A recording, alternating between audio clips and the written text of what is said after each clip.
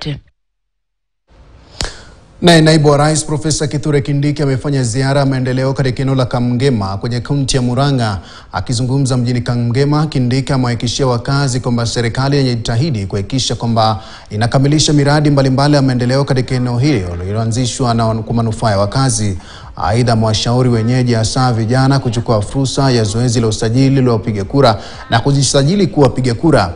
Alikashifu kauli za hivi majuzi za Rais mstaafu Uhuru Kenyatta kuhusiana na miradi mbalimbali ya serikali ya Kenya Kwanza.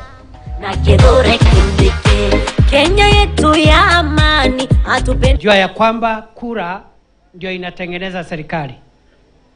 Ile kura inapigwa ndio inakuchagulia serikali unayotaka.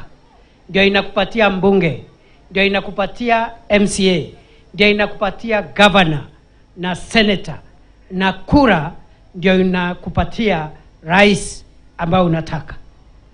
Nataka kwa hivyo kuwasihi wananchi wote wa sehemu hii ya Kangema na Murang'a kwa jumla na Kenya kwa jumla, kaunti zetu zote katika taifa la Kenya, maeneo ya ubunge yote katika taifa la Kenya, wananchi ambao hawana kura, ambao wamefikisha miaka, wajisajili kama wapiga kura, kwa sababu nchi yetu inaongozwa kwa njia ya kisheria.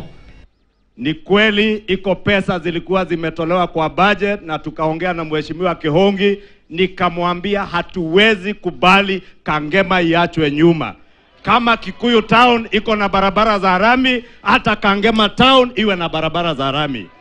Na hiyo 30 million tushaongeza kwa budget, na ile umeamuru leo nitahakikisha kwa supplementary budget tumeweka ili barabara za Kangema zisonge kama za sehemu zingine. Na tukisonga mbele